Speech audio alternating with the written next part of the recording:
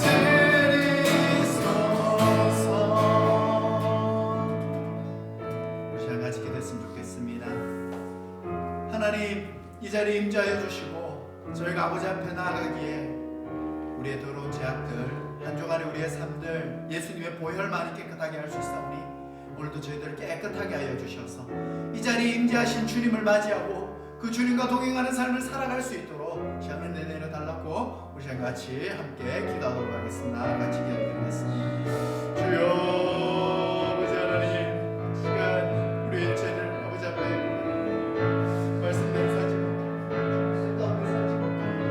하나님, 너무 부족하고 약한 저희들 아버지 하나님 도와주시고 저희들 가운데 은혜 내려주셔서 하나님 마음 바라보고 오늘 예수님의 보혈의 능력이 필요합니다. 저희들을 깨끗하게 하여 주시옵소서.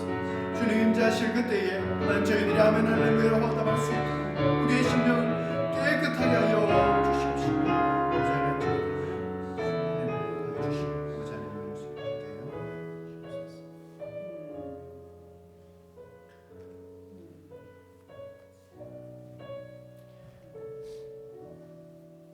시간 교동문 20번 시편 33편입니다. 교동문 20번 시편 33편입니다. 제가 먼저 보도록 하겠습니다. 너희 의인들아 여호와를 즐거워하라. 찬송은 정직한 자들이 마땅히 할 바로다.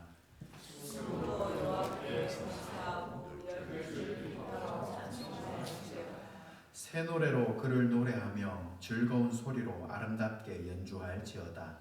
여호와의 말씀은 정직하며 그가 행하시는 일은 다 진실하시도다. 그는 공의와 정의를 사랑하시며 세상에는 여호와의 인자하심이 충만하도다. 여호와의 말씀으로 하늘이 시험되었으며 그 만상을 그의 입기운으로 이루었도다. 그가 바닷물을 모아 무더기같이 쌓으시며 깊은 물을 곳간에 두시도다.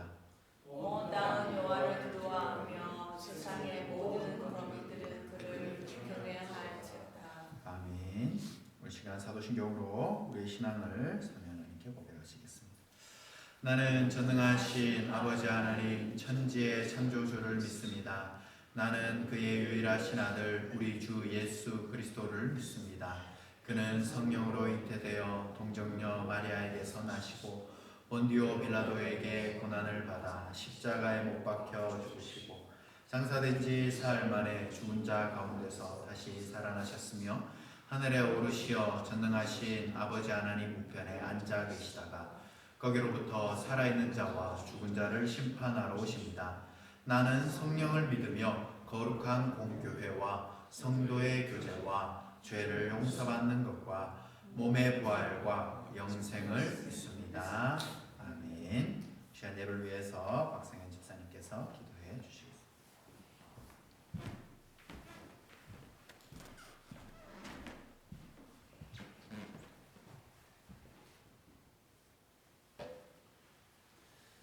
크신 사랑의 하나님, 고된 일상을 이겨나고 나가고 있는 저희들 새벽에 만나 주시어 치유해 주심에 너무 위로받습니다.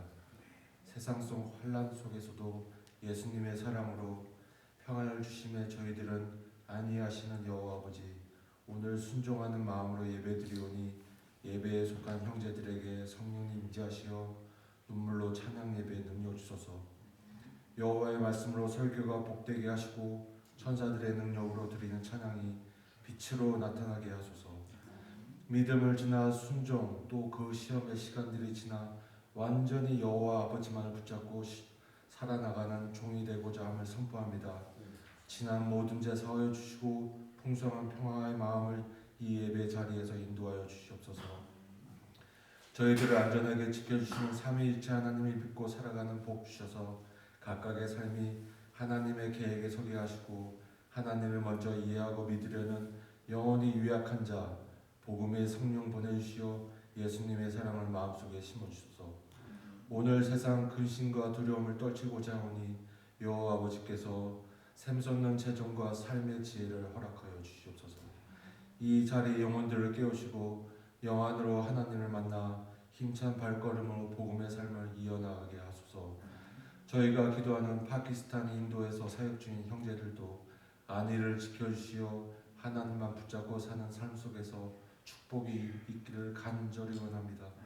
이 시간 간절히 원하오니 성령님 임재하시어 축복의 말씀으로 영의 길을 열어 말씀을 듣게 하여 주시옵소서. 사랑하고 경외하는 하나님, 모든 말씀 예수님 이름으로 기도드립니다. 아멘. 하나님 말씀 보시겠습니다. 하나님 말씀 창세기 26장 1절에서 9절 말씀.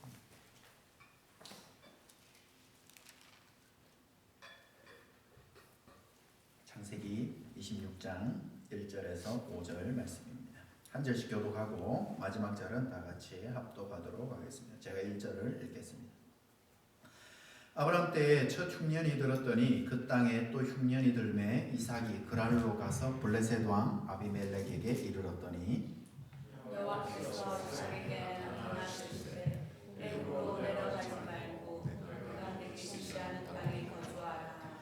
이 땅에 거류하면 내가 너와 함께 있어 내게 복을 주고 내가 이 모든 땅을 너와 내 자손에게 주리라.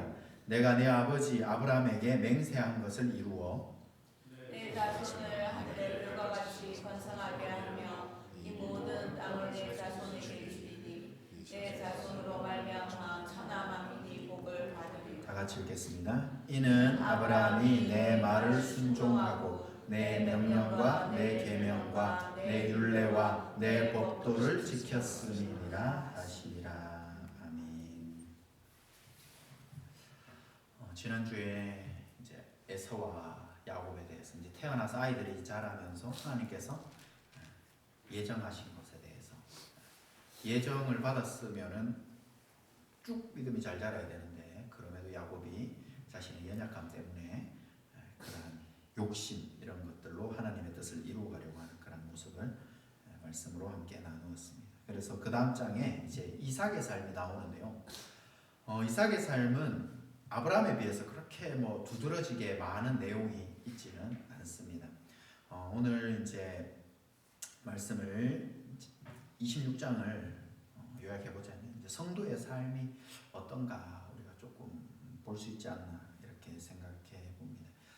이삭에게도 이 말씀대로 살아야 하는지 아니면은 내 생각대로 아니면 세상의 방법대로 살아야 하는지 이 싸움이 이삭에게도 있었습니다. 우리 성도들도 늘 그런 싸움을 싸우는 것 같아요. 말씀대로 살아야 하는 것과 세상의 방법은 이렇게 하라, 말씀은 이렇게 하라. 늘 그 가운데서 우리가 왔다 갔다 하는 삶이 되고 있지 않나 생각해 보게 됩니다. 그래서 오늘 1절에 보시면은 아브라함의 때에 첫 흉년이 들었었고 그 땅에 또 흉년이 들었어요. 그래서 이삭이 이제 그랄로 가서 블레셋 왕 아비멜렉에 이릅니다. 이스라엘 이 지역에는요, 늦은 비와 이른 비 이 두 개가 와야 되고 평균 강우량이 그렇게 많지 않은 지역이에요. 그래서 늦은 비랑 이른 비 이 두 개가 내려야 되는데 이른 비가 왔을 때 파종을 하고 늦은 비가 왔을 때 마지막 추수하기 전에 늦은 비가 와야 됩니다. 그래야 이 곡식을 추수를 할 수가 있는데 흉년이들 이 둘 중에 하나만 뭐가 잘못돼도 이른 비가 안 오거나 늦은 비는 오는데 늦은 비는 오거나 이른 비가 안 오거나 뭐 이렇게 둘 중에 하나만 안 와도 완전히 농사를 망치게 됩니다. 그래서 아브라함 때에 창세기 12장에 기근이 왔었고 그리고 지금 또 한번 흉년이 왔습니다.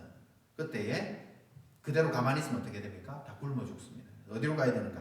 애굽으로 내려가자 하면서 이제 애굽으로 가려고 합니다. 그래서 애굽은 어떤 땅이었는가? 나일강 강줄기 때문에 또 나일강 강줄기 큰 것도 있지만 주변에 지류들이 또 막 있어요. 그래서 물이 풍족한 곳입니다. 그래서 그곳으로 가면 굶지 않을 수 있다라고 하면서 가려고 가는 길 중에 이제 블레셋 땅을 지나고 있던 중이었습니다. 그래서 블레셋 지역을 지나가고 있는데 하나님께서 나타나서 이삭에게 말씀하십니다. 2절에 보면 애굽으로 가지 말고 이 땅에 머물러라. 하나님의 말씀은요, 지금 흉년인데 이곳에 머물러 있어라 이야기를 합니다. 먹을 게 없습니다. 뭐 더 이상 어떻게 살아갈 방법이 없습니다. 그런데 이 하나님의 말씀 아멘 하고 순종하며 있기가 쉽지가 않죠. 그런데 하나님께서는 이 땅에 머물러라 하면서 분명히 하나님은 성경에 보면 말씀을 주고 명령을 주고 그 명령에 순종하면은 주시는 복을 늘 성경에 같이 말씀해 주세요. 그래서 3절 4절에 보면 네가 이 땅에 거류하면 한마디로 네가 내 말에 순종하면 이야기하고 있어요. 내가 너와 함께 있어서 너한테 복을 주겠다. 그리고 이 모든 땅을 너와 네 자손에게 주겠다. 그리고 너의 아버지 아브라함에게 맹세한 것을 이루겠다. 이렇게 말씀하고 있습니다. 갈라디아서 3장 16절 같은 데 보면은요, 이 하나님이 주시는 이 약속이 아브라함과 그의 자손에게 말씀하신 것인데 자손들이라 하지 아니하고 오직 한 사람을 가리켜 내 자손이라 하셨으니 곧 그리스도다. 그러니까 그 자손 대대로 하나님께서 복을 주시는데 그 복이 자손들이라 하지 아니하고 결국에 누구로 귀결이 되는가? 예수 그리스도로 귀결이 된다. 한마디로 예수 그리스도가 복입니다. 우리는 예수 그리스도를 우리의 구주로 영접했습니다. 그래서 우리가 복 있는 사람인 것이죠. 멸망당할 사람이 아니라 하나님 안에서 복이 있는 사람입니다. 그것처럼 아브라함과 그 자손들에게 이 복이 이어져 가고 흘러져 가는 것입니다. 저와 여러분들에게 가장 큰 복은 무엇일까요? 바로 나 때의 말씀에 순종하면서 나 때의 믿음대로 잘 살다가 내가 죽고 나서도 아브라함이 죽고 나서도 이삭에게 그 복이 흘러가고 이삭이 죽고 나서도 야곱에게 그 복이 흘러가고 그래서 이 믿음의 대가 계속해서 흘러가는 것 그것이 바로 엄청난 복이다라는 것입니다. 그래서 5절에 보면은요 왜 이삭한테 이 복을 주는가? 아브라함이 내 말을 순종하고 뭐를 했는가? 내 명령을 지켰고요, 계명을 지켰고요, 율례를 지켰고요, 법도를 지켰다라고 이야기합니다. 이삭이 잘해서가 아닙니다. 이삭이 이뻐서가 아닙니다. 아브라함이 율례와 법도와 계명과 명령을 다 지켰기 때문에 이삭에게 이러한 복이 임한다라고 이야기합니다. 우리가 자녀를 위해 신앙생활하면서 참 기도도 많이 하고요. 우리가 눈 뜨고 살아있을 때는 자녀들의 믿음을 위해서 많이 기도를 합니다. 그런데 신앙의 일대는 참 이게 뭐 성경에 일대는 힘들다 이렇게 써 있는 건 아닌데요. 대체적으로 내 때에 처음 예수님을 믿으면 여러 가지 많은 어려움들과 시행착오들 이런 것들을 많이 겪습니다. 사단의 역사가 사탄이 한 명이라도 안 뺏기려고 역사를 얼마나 하는지 모릅니다. 그리고 또 안 믿었을 때에 예수 믿기 전에 죄의 습관들도 끊어야 되고요. 훈련받아야 할 것도 많고요. 그 내 사고방식이나 이런 것들이 어떤 기독교 집안에서 태어나면서 자연스럽게 내 몸에 배어진 것들이 아니라 세상의 어떤 그런 것들이 배어져 있기 때문에 이것을 바꾸고 깨트리고 모난 것들을 깎고 말씀으로 훈련받고 고된 훈련 10년, 20년 참 받아야 이 성숙한 성도가 되어져가는 과정이 이루어지기 때문에 쉬운 것이 아닙니다. 그런데 이 말씀을 듣고 쉽지 않은 이 길을 걸어가면요, 나 때부터 내 자녀 때 계속해서 믿음의 복, 은혜의 복이 자녀들을 통해 자자손손 흘러가게 된다는 것입니다. 그래서 우리 자녀들을 경건하게 잘 키우는 것, 이것은 내가 율례와 법도와 주의 명령과 계명들을 잘 지키면서 내가 그렇게 살면은 자녀들한테 이렇게 살아라 저렇게 살아라 하지 않아도 자녀들이 자연스럽게 하나님께서 이 복을 나중에 우리 자녀들에게 나타나셔서 내가 죽고 없을 때 내 자녀들에게 나타나셔서 너희 아버지 때문에 너에게 이러한 복이 있다라는 것을 자녀들이 깨닫게 해 주시는 겁니다. 제 학부 때 만난 친구 중에 지금 저기 부산에서 목회를 지금 잘 하고 있는 친구가 있는데 이 친구가 에스라를 참 좋아했어요. 그래서 학교 입학하자마자 자기는 뭐 에스라 막 하도 입에 에스라를 달고 있어가지고 에스라가 뭐 어떤가 한번 성경을 더 자세하게 읽어본 적이 있는데 에스라에 보면은 에스라를 성경이 뭐라고 설명하고 있냐면 율법의 완전한 학사다라고 이야기를 하고 있어요. 그러니까 성경이 인정하는 성경 박사라는 거예요.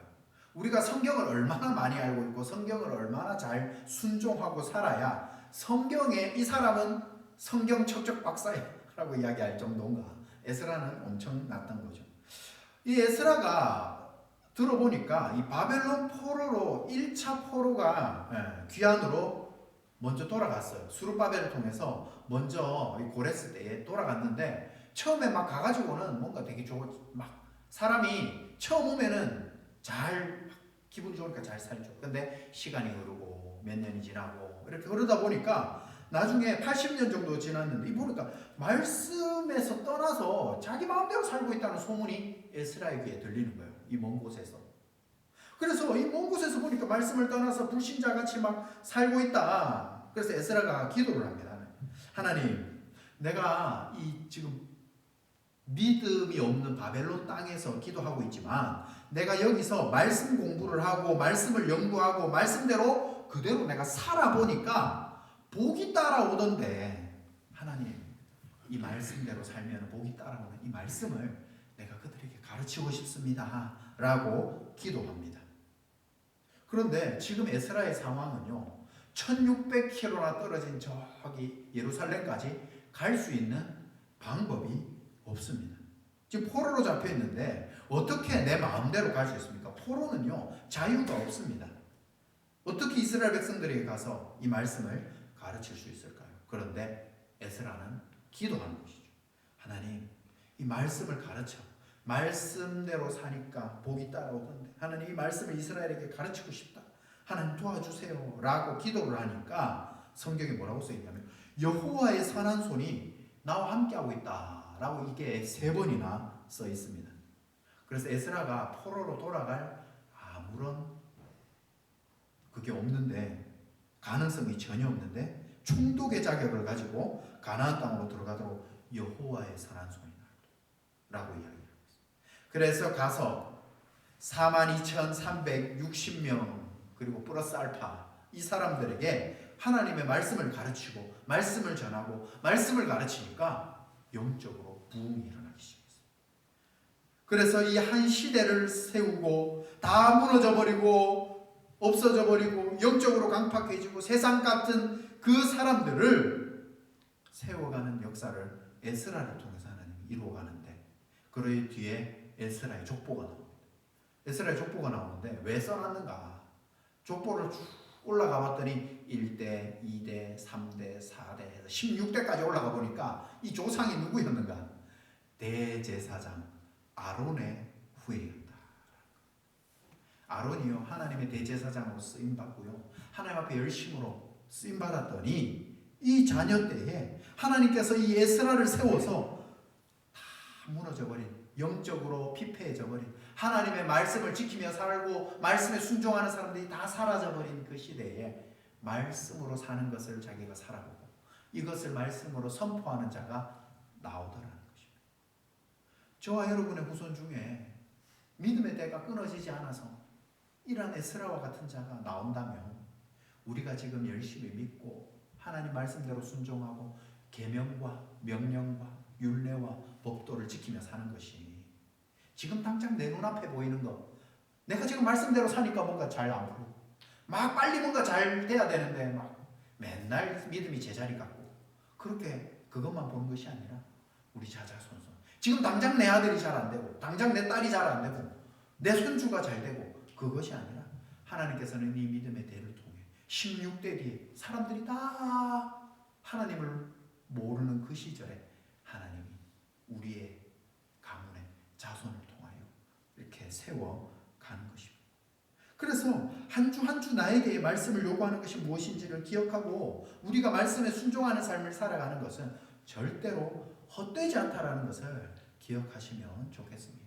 당장 눈에는 헛돼 보이고요. 당장 눈에는 뭔가 보이지 않는 것처럼 보이지만 하나님께서 이 말씀을 통해 아브라함의 순종을 통해 이삭 너에게 복을 준다라고 말씀하고 있는 것이죠.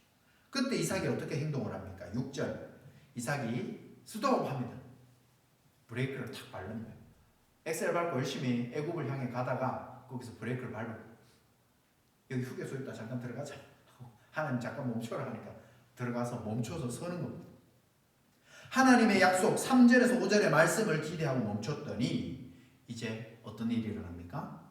말씀에 순종하니 이제 하나님께서 일하시는 거예요. 7절부터 쭉 보면은요. 사람들이 아내에 대해서 물으면 너도 내 누이라 하라. 어디서 많이 보던 장면 아닌가요? 아버지가 했던 잘못을 그대로 아들도 하고 있습니다. 말씀에 순종하며 멈췄는데요. 말씀에 순종하면서 멈췄는데 뭔가 은혜의 일이 펼쳐질 것 같지만 가서 보니까 내 아내 리브가가 너무 이뻐요. 그래가지고 나를 죽이고 내 아내를 빼앗아간 거예요. 이 고대 사회에서는요 너무 예뻐가지고 남편을 죽이고 빼앗아가는 일들이 많거든요. 서연아 남편 조심해라 남편. 죽이고 고대 사회에서는 데려가는 거 말이에요. 지금 현대 사회에서는 이런 일이 안 생기지만 그래서 이삭도 리브가를 누이라고 했습니다. 그런데 하나님께서 이 이삭을 보호하기 위해서 이 거짓말이 드러나게 하시는 거예요. 이삭의 실수가 드러나게 하세요. 그래서 8절에 보면은 이삭이 집에서 사람들이 안 보는 것 같아서 자기 아내를 껴안았어요. 그런데 블레셋 왕 아비멜렉이 창밖으로 보다가 딱 눈에 띈 거예요. 어이 저것들이 누이라 해놓고 껴안고 있네. 그래서 아비멜렉이 9절에 이삭을 불러서 이야기합니다. 야 분명히 네 아내인데 왜 누이라 하였냐. 그래서 이삭이 솔직하게 이야기합니다. 내가 죽을까 봐 그랬습니다. 아비멜렉이 어떻게 이렇게 하였느냐. 내가 옛날에요 이 아비멜렉은 그 아버지 아비멜렉 그 똑같은 사람이 아닙니다. 아비멜렉이라고 하는 것은 그 멜렉이 왕이고 아비가 아빠인데 내 아빠는 왕입니다. 내 아빠가 왕이니까 나도 왕이다. 이렇게 어떤 그런 왕의 이름 파라오라고 하면은 우리가 애굽의 어떤 파라오 몇 대 파라오 몇 대 파라오 하듯이 그 왕의 명칭. 그래서 아비멜렉인데 그 아비멜렉이 와가지고 야 내가 못 들은 줄 알아? 니네 아빠가 한 행동 내가 못 들은 줄 알아? 하면서 그렇겠죠. 그래서 어떻게 하는 거야? 우리 다 죽을 뻔했다. 11절에 아비멜렉이 모든 백성에게 명하여 이르되 이 사람이나 그의 아내를 범하는 자는 죽이리라. 왕이 선포해서 이삭과 리브가를 보호해 줍니다. 이삭은요 자기가 자기 누이라고 말하면은 자기와 자기 아내를 지킬 수 있을 줄 알았어요. 그런데 하나님께서는 그 거짓말을 네가 너를 지키는 것이 아니다 라고 드러나게 만들어 버림을 통해서 아비멜렉이 온 나라에 선포해 버립니다. 그래서 이삭과 리브가가 안전해지는 거죠. 하나님의 사람은요, 말씀에 순종하면서도 실수를 합니다. 우리가 말씀에 순종하고요, 하나님의 뜻대로 살면서도 실수합니다. 넘어집니다. 그런데 하나님께서는 믿음의 사람이요, 이 말씀에 순종하면서 가는 길 가운데에 넘어진 건지, 아예 말씀에 순종할 생각 자체가 없어서 넘어진 건지, 하나님께서는 다르게 대하더라는 거예요.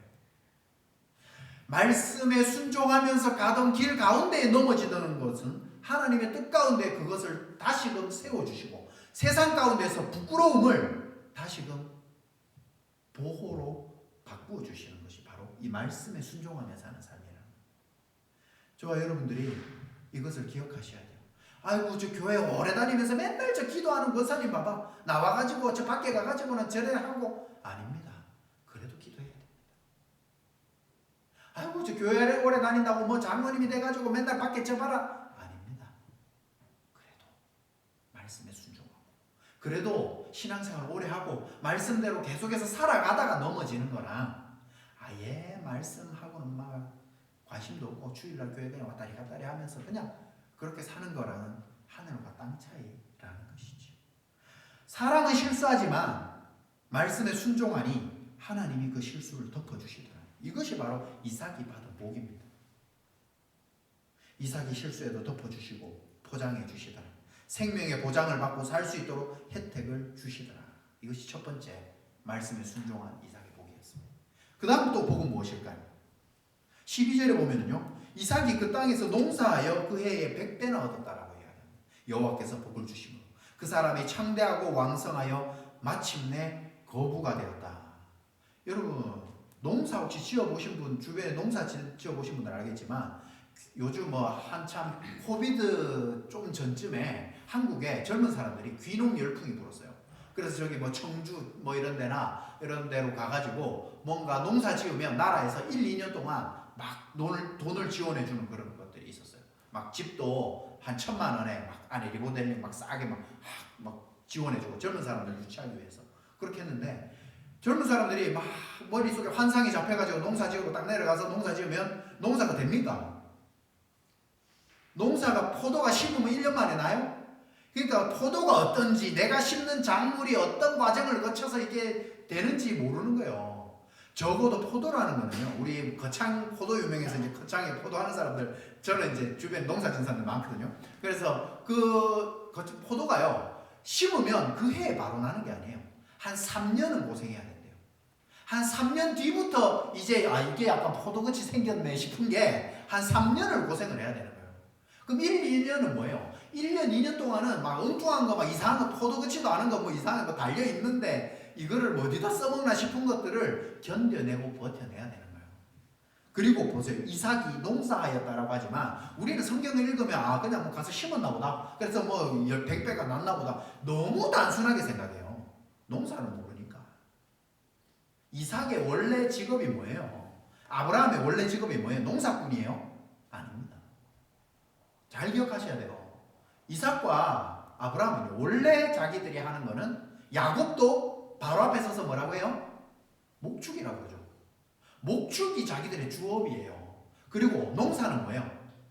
집 앞에 잠깐 텃밭처럼 부추 심고 뭐 잠깐 뭐 깻잎 심어놓고 이 정도로 부업이지, 그거 가지고 먹고 살고 하지는 못한다는 거예요. 집에 부추 키다가 팔아가지고 우리 막 집에 막 렌트비 내고 막 이런 못 산다는 거예요.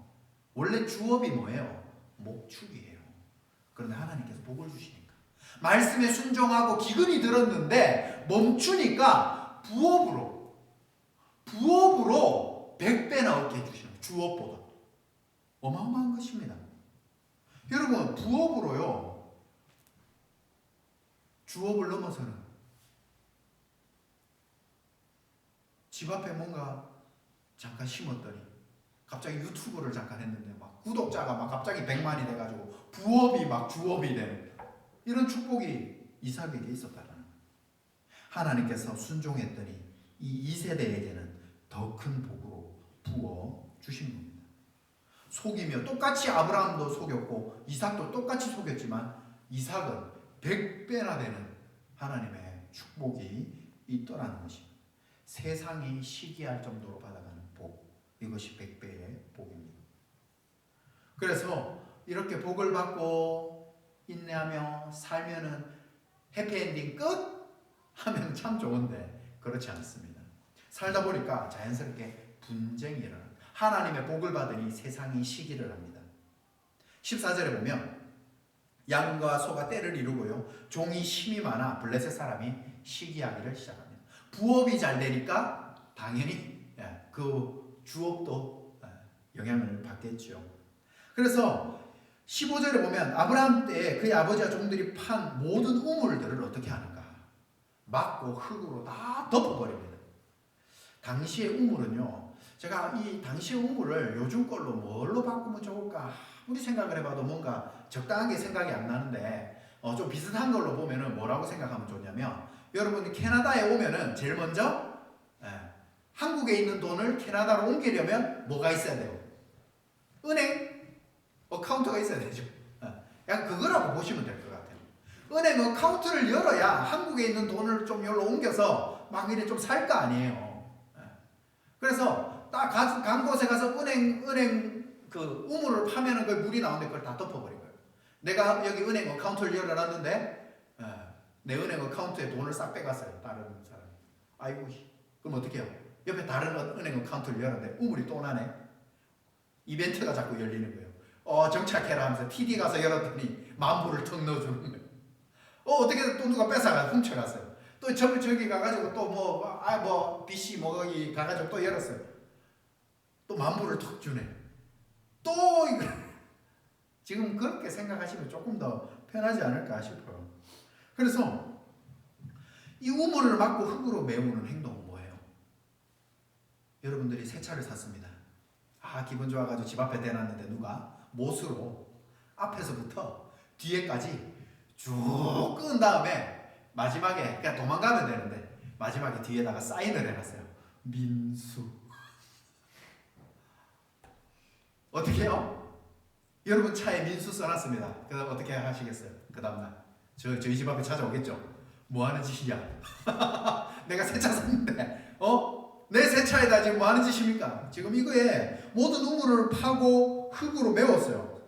싸워야 돼요? 안 싸워야 돼요? 저한테 찾아와서 멱살 잡아야 돼요? 안 잡아야 돼요? 물어내 하고 싸워야 되죠? 이삭은 그렇게 하지 않더라고요. 16절에 아비멜렉이 이삭에게 이르되 네가 우리보다 크게 강성한 우리를 떠나라. 아니 이거 지금 이삭이 화를 내도 모자랄 판에 지금 아비멜렉이 와서 떠나라. 그런데 이삭이 17절에 그곳을 떠나 그랄 골짜기에 장막을 치고 거기 안 싸워. 자꾸 뺏어가고 우물을 막아버리고 싸우자고 하는데도 안 싸웁니다. 그때 하나님께서 18절에 가는 데마다 우물을 팝니다. 어카운트를 열자마자 이벤트가 안 싸우고 피하니까 은행을 열자마자 어카운트 10,000불씩 100,000불씩 막 대출 무금리입니다 하면서 저이자입니다. 무이자로 4년간 돈 빌려드립니다 하면서 막 이런 이벤트가 열리고 일어날 수 있습니까? 일어날 수 없는 일이에요. 해필 저한테만 그런 일이 생길 수가 있나요? 없죠. 때마침 내가 오니까 스코샤뱅크에서 10만 불을 무료로 빌려주더라 5년간 이럴 수 있을 수가 없잖아요. 그런데 우물을 자꾸 파기 시작했는데 그 우물을 열자마자 또 그랄의 목자들이 또 옵니다. 빼앗습니다. 또 다른 우물을 팝니다. 21절에.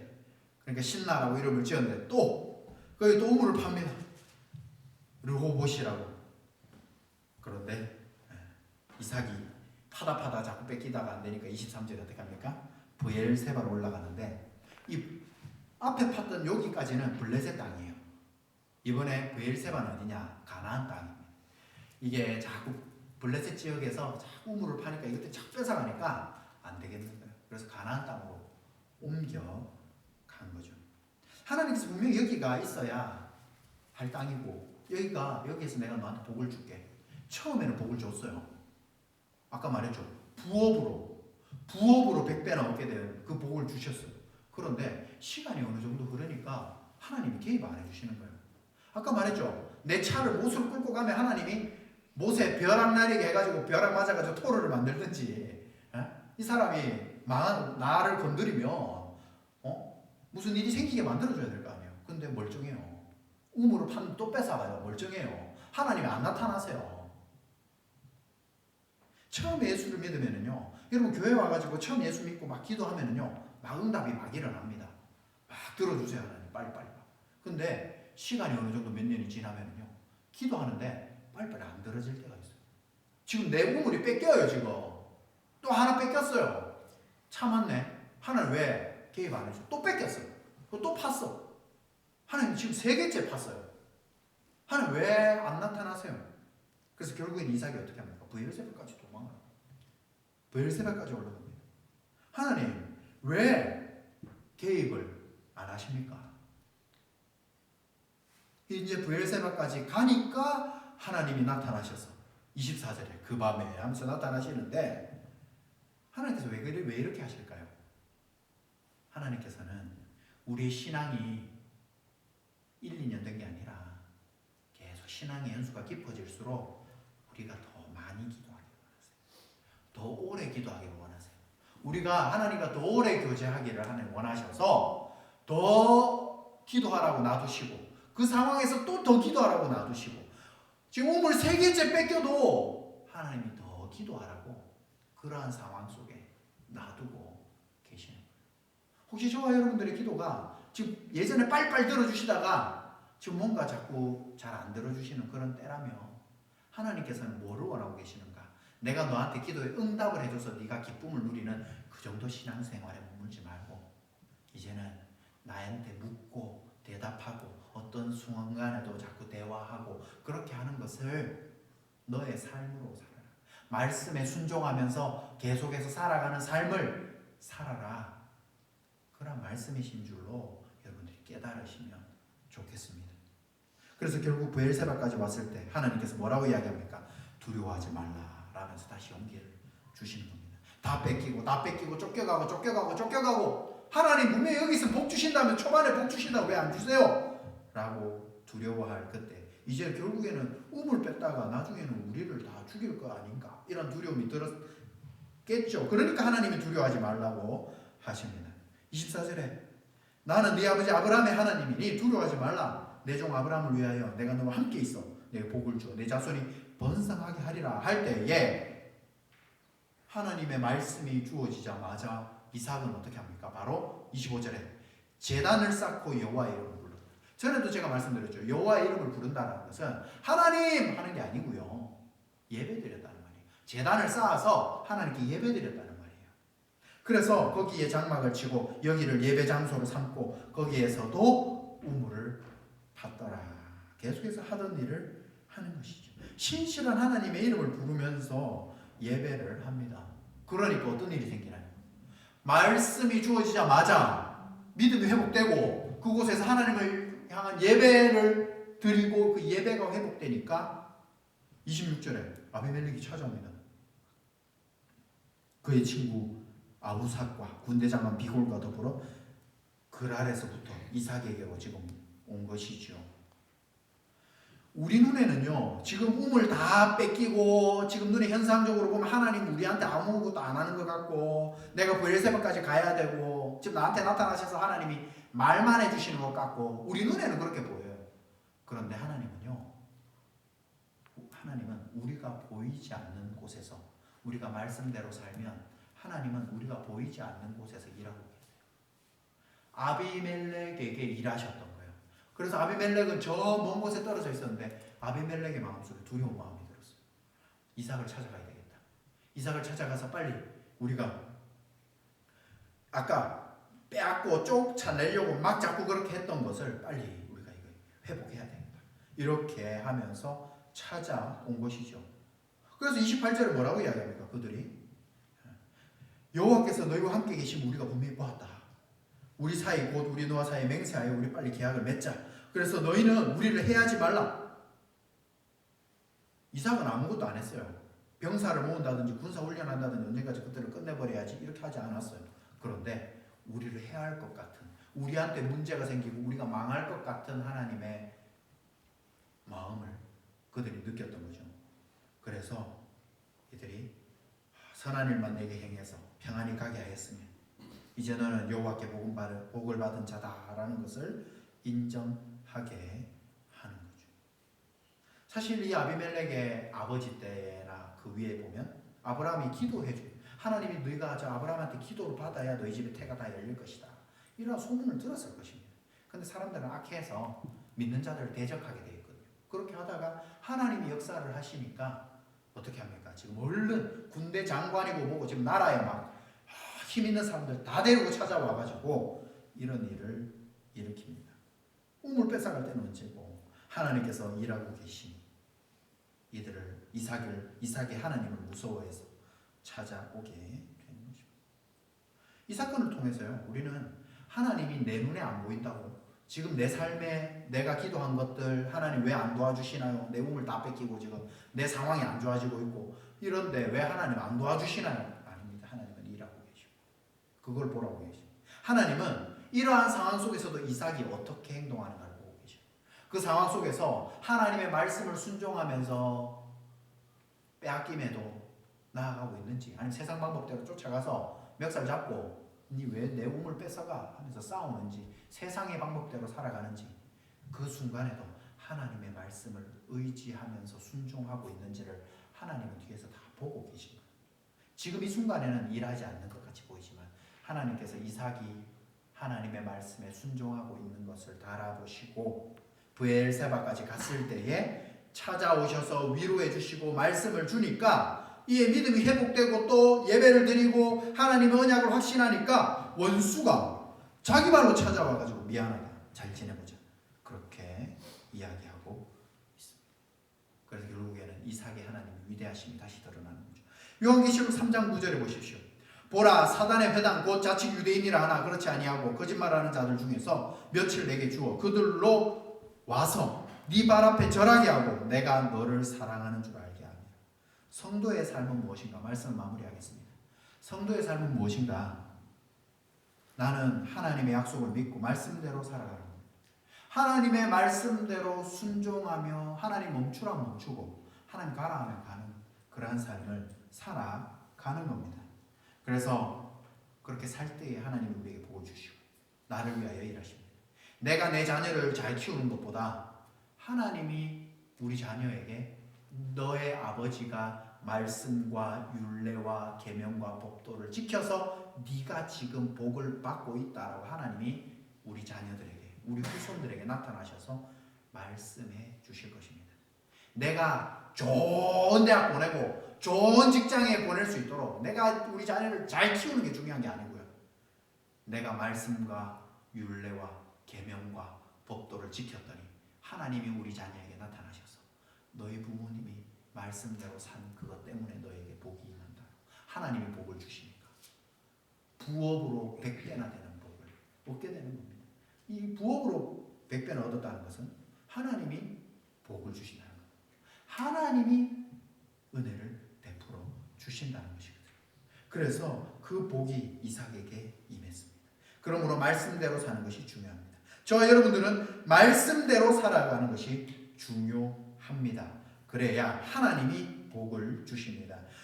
하나님을 믿고 예수 그리스도 안에 있는 사람에게는 천대까지 은혜를 베푸시, 말씀에 있지 않고 세상에 있는 사람은 3, 4대까지 하나님 저주를 하신다라고 얘기합니다. 하나님이 기뻐하시는 삶을 살아가시기 바랍니다. 믿음이 약할 때는 하나님 바로바로 들어주시다가 지금 혹시나 하나님이 기도하는데 일 안 하시고 나를 내버려 두는 것 같습니까? 지금 나를 달아보고 있는지, 내 믿음이 그 복을 받을 만한 사람인지를 달아보고 계시는 줄 믿으시기 바랍니다. 하나님은 여전히 일하고 계십니다. 하나님은 지금도 살아 계십니다. 이 사실을 믿으시기 바랍니다. 세월이 가면 좋아지나요? 아닙니다. 세월이 가면 자연스럽게 좋아지지 않습니다. 세상 사람들, 내 주변 사람들 다 인생이 풀리고 다 좋아져도 성도는 말씀대로 살아야 인생이 풀어집니다. 하나님의 백성은 말씀대로 살 때에 인생이 풀립니다. 하나님의 사명을 감당할 때에 인생이 풀립니다. 기도할 때에 하나님께서 우리의 인생을 풀어 주십니다. 이 삶을 살았던 이삭이 자기 삶에서 경험했던 것들을 나중에 야곱에게 축복해 주는데요. 오늘 그 축복의 찬양을 같이 한번 불렀으면 좋겠습니다. 이삭의 축복이라는 곡인데요. 이삭이 나중에 나이 들어서 야곱에게 해주는 축복인데 같이 한번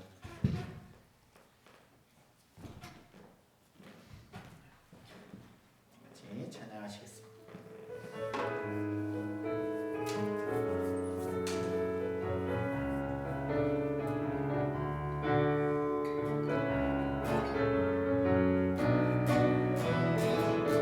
나의 사랑하는 자여, 나의 사랑하는 자여, 내게 다가와 사랑의 입맞춤 나누자.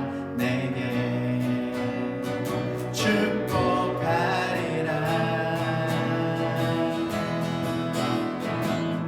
나의 사랑하는 자여, 주를 닮아서 축복의 향기가 내게로 흘러 온 세상 정신이 너를 해하는 자, 해함을 입고 너를 축복하는 자.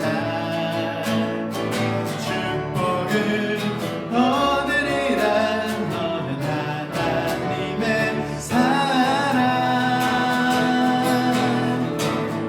너는 사랑스러운 주의 축복, 너는 향기로운 주의 약속, 너를 통해 하나님의 언약이 성취되니.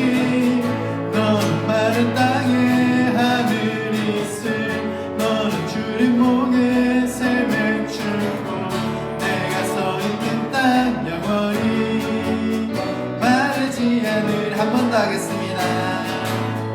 나의 사랑하는 자여, 내게 다가와 사랑의 입맞춤 나누자. 내게 축복하리라. 나의 사랑하는 자여, 주를 닮아서 축복의 향기가 내게로 흘러 온 세상 정신이 너를 해하는 자, 해함을 입고 너를 축복하는 자. 축복을 얻으리라. 너는 하나님의 사랑,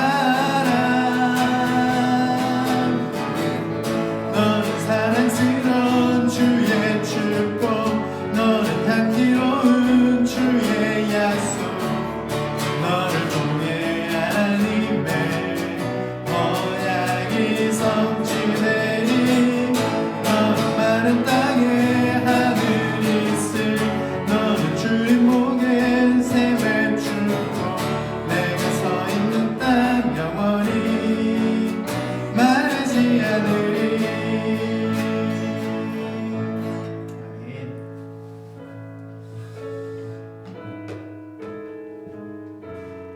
우리는 신앙생활하면서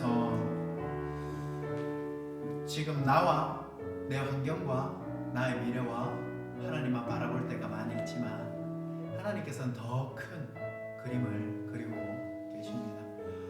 오늘 혹시 집에 가셔서 주변 사람들과 또 자녀들에게 많이 축복해 주시기를 바랍니다. 여러분들의 믿음을 통해서, 여러분들이 이 축복 안의 말씀의 순종함을 통해서 여러분 자녀와 여러분 주변 사람들이 이 복을 누리게 될 겁니다.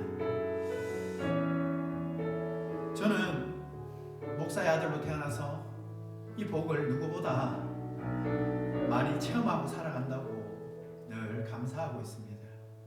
저희 아버지가 일대의 목사로서 참 고생을 많이,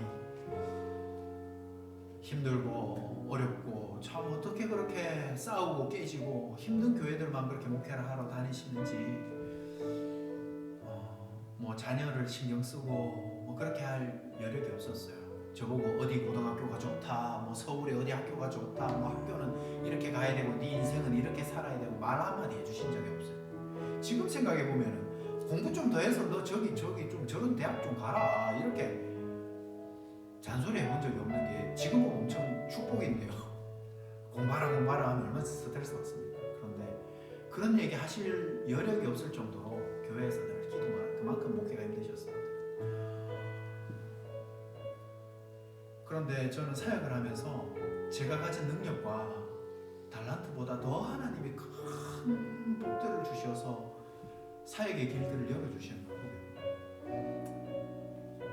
저는 제가 특별하게 잘한 사역이나 뭐 제가 뭐 다른 사람들보다 나은 것도 없는데 그 3,000명, 5,000명 되는 그 교회에서 사역을 하는데 막 옆에 사람들이 알아서 막 사역을 하는데 막 실수를 하고 막 담임 목사님 모시고 신방을 가야 되는데 막 저기 뭐야 신방 기록을 써서 이제 목사님한테 드려야 되거든요. 목사님 막 5,000명, 10,000명 이렇게 막 되면은 담임 목사님이 성도 한 명 한 명 다 몰라요. 그러다 보면 이 지구 목사들이 이거를 이분의 뭐 삶을 이렇게 어떤가 최근 기도 제목이 뭔가 써서 담임 목사 드려야 되는데 막 주변에 막 목사님들 보면 막 그런 목사님들이 오히려 막 실수를 하는 거예요. 막 가서 자녀가 둘째 딸이 막 뭐 싱가포르에 무슨 대학 다니고 있으면 써서 막 기도 제목을 줬는데 담임 목사님이 그걸 보면서 성도한테 가가지고 막 신방을 하는데 아이고 그래 둘째 딸은 공부 잘하고 있습니까? 이랬는데 우리 딸 들어와서 여기 효성에 취직했는데요. 이 기도가 업데이트가 안 된 거예요. 몇 년. 그러니까 지구 목사들에게 관리가 잘 안 된 거죠. 이런 실수들이 일어나면 완전히 막 엄청나게 박살이 나고 그리고 막 이 권사님 댁에 막 신방하러 가야 되는데 막 주소 찍어서 갔는데 가보니까 막 다른 권사님 집 앞에 목사님 모시고 가가지고 막 이런 일들이 막 다른 목사님 생기는데 저는 제가 뭔가 꼼꼼하지도 않고 제가 뭐 그런 것들을 막 잘 관리하는 것도 아닌데 오늘 새벽에 기도하다 보니 그 권사님한테 기도 전화를 해봐야 되는 거 같아요. 전화를 해봤더니 오늘 담임 목사님 전화 와서 오늘 그 집 신방 가자 이러죠. 그리고 오늘 기도를 해놓고 연락을 했고 기도 제목 받아보니까 그거 바로 업데이트해서 가게 되고요. 또 오늘 어느 집에 신방을 가야 되는 것 같아요. 장기 결석자 집인데 그날 신방을 갔다가 왔는데 우리 지구의 제일 깐깐한 원로 장로님이 그날 저녁에 그 식당에 밥을 먹으러 그래가지고 담임 목사님한테 찾아가서 저는 몰랐어요. 한 몇 달 뒤에 담임 목사님이 다른 선배 목사님한테 이야기를 했어요. 아이고 박 목사는 여기저기 막 부지런히 신방하러 다니나 보다. 제가 부지런해서 그런 게 아니거든요. 이 이상의 축복들이 저한테 나타나는 것들을 사역 현장에서 경험하게 하셨어요. 이 자리에 계신 분들도 혹시 내가 1대라면 내가 믿음을 통해서 내 자녀들에게 이런 일들이 생기면 좋지 않겠습니까? 내가 2대 3대라면 내가 이런 일들이 나에게 생기는 것을 감사해야 되지 않겠습니까? 이런 축복들이 생겼을 때에 저는 이게 다 우리 아버지가 그렇게 눈물로 그렇게 교회에서 60 넘은 나이에 금식기도도 하시고 그런 것들 보면서 이게 다 자녀들을 위해 그렇게 목회하셨던 것들이 다 나에게 내가 은혜를 누리고 있고 그런 것들을 생각나게 하더라고요. 우리 좀 같이 기도했으면 좋겠습니다. 하나님 이 이삭이 오늘 받아 누렸던 은혜들 이 믿음의 축복들이 나와 우리 자손과 우리 자녀 당장 1, 2대가 아니라 하나님께서는 자자손손 천대까지 은혜를 베푼다 하셨는데 하나님 이 복들이 우리 자손들이 아니면 내 주변에 우리의 친척들 가족들에게 흘러갈 수 있게 해달라고 우리 같이 기도했으면 좋겠습니다. 같이 기도드리겠습니다. 주여 아버지 하나님 이 믿음의 축복들 우리를 향하여 흘러갈 수 있도록 아버지 하나님 역사하여 주시옵소서. 아버지 하나님 함께하여 주시고 주님 이삭에게 주셨던 이 믿음의 대가 흘러가고 너희 아버지가 율례와 계명과 법도를 지켰다는 그 말씀 하나님 우리가 주의 말씀대로 살았다니 말씀에 순종하였더니 애굽으로 가지 말고 멈추라 할 때 멈추고 가라 할 때 가고 내가 두려워하지 말라 할 때 두려워하지 아니하고 하나님 주시는 그 말씀대로 살았더니 나에게 나타나는 축복과 은혜가 풍성함을 아버지 하나님 보게 하여 주시옵소서. 아비멜렉 같은 세상 사람들이 찾아와 두려움을 느끼게 하시고 나에게 이렇게 쳤던 자들이 하나님의 살아계심을 보게 하여 주시옵소서. 아버지 하나님 주님 하나님의 살아계심을 하나님 은혜를 주시옵소서. 사랑하는 봉사하신 아버지 하나님 오늘도 하나님의 은혜로 살아가고 있음을 고백합니다. 아버지 하나님 혹시 믿음의 일대여서 하나님 이곳에서 말씀대로 순종하며 믿음의 신앙을 살아가는 것이 어렵게 느껴지시는 우리 성도님들이 있습니까? 하나님께서 나의 헌신과 나의 살아가는 이 삶이 하나님께서 분명히 나 때뿐만이 아니라 자자손손 꽃이 피게 할 거라는 그 믿음을 갖게 하시고 이 말씀을 믿는 믿음으로 이번 한 주도 승리하게 하여 주시옵소서. 또한 우리 부모님의 신앙이 감사하게 느껴진다면 이번 한 주도 효도하는 삶을 살게 하시고 또 우리 부모님에게 그 믿음의 삶을 살아주어서 감사하다라고 하나님께 더욱더 기도할 수 있는 저희들 되게 하여 주시옵소서. 이제는 우리 주 예수 그리스도의 은혜와 하나님 아버지의 무한하신 사랑과 성령님의 교통하심이 예배 자리에 나와서 말씀에 순종하며 살아가며 또 말씀이 우리의 삶에 이루어지기를 원하는 우리 빛과 사랑의 모든 성도님들 위해 이제로부터 영원토록 함께 있을지어다. 아멘.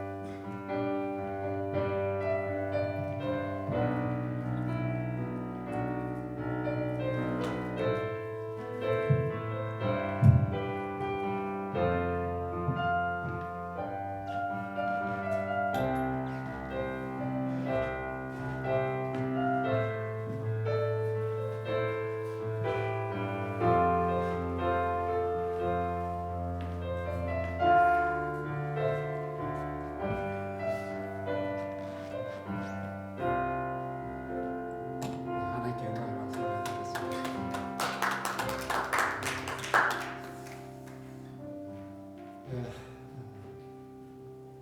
무슨 이야기를 해야 될지 제가 좀 몸이 좀 안 좋습니다. 그래서 오늘 강단에 모셨는데 아무튼 건강하시기를 바라고 또 오늘 말씀처럼 우리 때나 우리 밑에 때나 이 사이 걸어갔을 때 흉년도 오고 뼈아낄 강도 때들도 있고 또 뭘 좀 하려니까 다 또 안 되게 만드는 그런 세상을 살아갑니다.